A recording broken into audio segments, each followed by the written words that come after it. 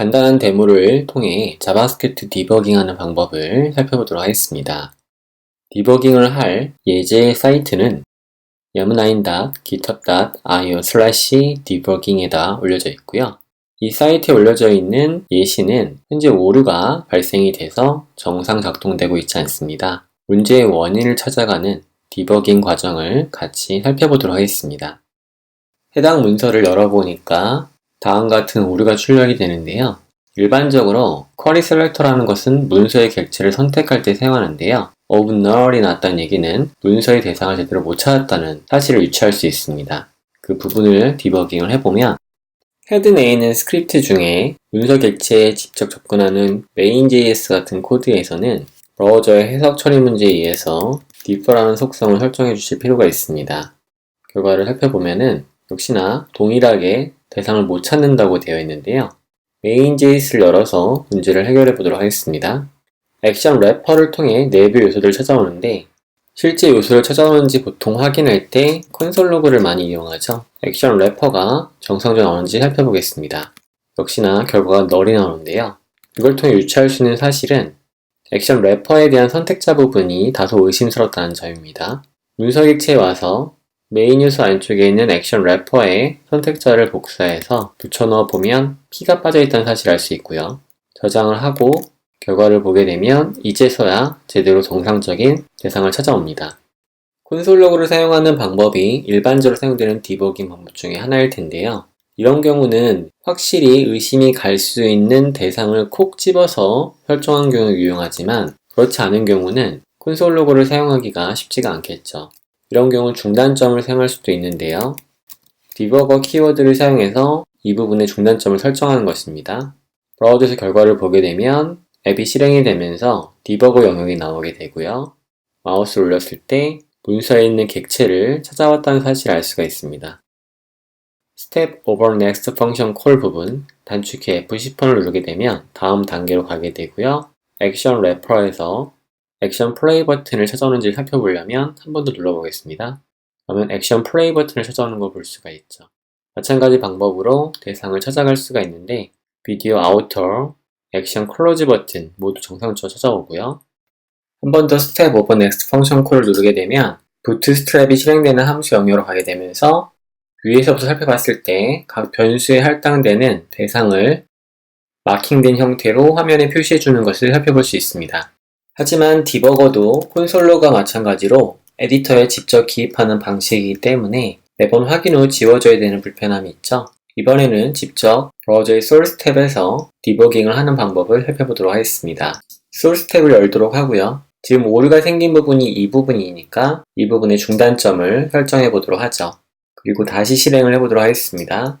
액션 플레이 버튼은 문서의 객체가 틀림없다는 사실을 알 수가 있어요. show video의 경우는 메시지 값이 show video is not defined로 되어 있습니다. 오류 내용은 reference error, 즉 참조 오류죠. show video 함수의 이름이 잘못됐기 때문입니다. 아래쪽에 있는 show video 이름으로 변경을 해주도록 하고요. 현재 별표가 있는데 저장을 하게 되면 별표가 사라집니다. 그리고 실행을 시켜볼 수가 있는데요.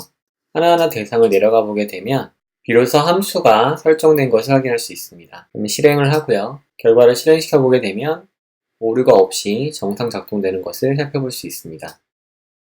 하지만 브라우저를 새로 고침을 해본 후에 다시금 클릭을 해보게 되면 정상 작동이 안 되는 거 볼 수 있는데요. 어디까지나 소스 탭에서 수정한 코드는 브라우저 단에서만 확인이 되는 것이므로 실제 결과는 에디터에서 수정을 해주셔야 됩니다. 에디터로 돌아와서 문제가 되는 show 비디오 부분의 코드를 붙여넣어서 오타를 정정하도록 하고요. 저장을 해주도록 하겠습니다. 자, 브라우저 돌아오게 되면 더 이상의 오류는 보이지 않고요. 클릭을 해보게 되면 비디오 또한 정상 작동을 합니다. 한 가지 더, 소스 탭에서 직접 디버깅을 하기 위해 브레이크 포인트를 설정할 수도 있지만 이벤트에 따라서 디버깅이 자동 설정되게끔 만들 수도 있는데요. 예를 들어 비디오 파일인 미디어에서 ended, 즉 비디오가 끝나게 됐을 때 브레이크 포인트를 설정할 수도 있습니다.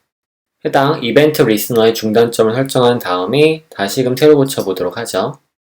플레이 버튼 눌러보겠습니다. 비디오가 ended가 발생을 하게 되면 이와 같이 중단점이 설정이 되고요. 현재 비디오 아우터 요소에 대해서 확인할 수가 있는데요. 비디오 아우터 요소를 보기 위해 워치에 자바스크립트 6을 입력해 보도록 하겠습니다. 엔터키를 눌러보게 되면 해당 요소는 비디오 아우터와 비디오 쇼라고 하는 클래스를 가지고 있는데요.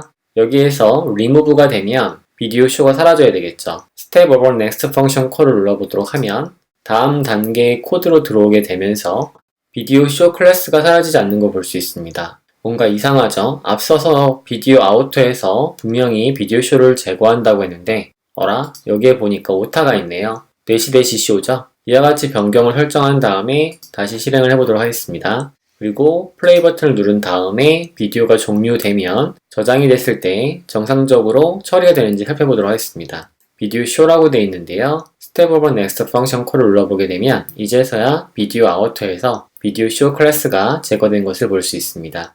이와 같은 방식을 사용해서 코드 에디터가 아닌 브라우저의 소스 탭에서 코드를 수정해보고 결과를 확인해볼 수가 있고요. 방금 살펴본 것처럼 이벤트 리스너의 중단점을 설정해서 각 이벤트에 따른 결과 처리도 확인해 볼 수 있습니다. 마지막 살펴봤던 내용은 워치를 통해서 자바스크립트 C 코드를 집어넣을 수 있고요.